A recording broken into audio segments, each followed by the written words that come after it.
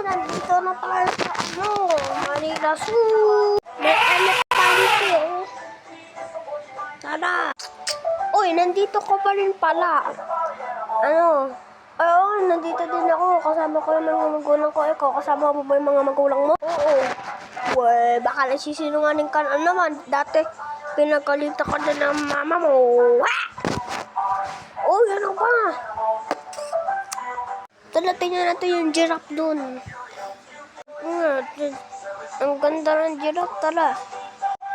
Oy, tara na, Ay, tawag na ako ng mama ko. Sige na. Ito, may tiger, oh. Wow! Bakit ka? Ano ka dito? Naligaw ka na naman? Nakikipaglaro lang naman ako sa mga kaibigan ko, eh. Alit ka dito, baka masama ka pa sa mga unggoy. Kahit sabihin nila, nandun ka sa, unggoy.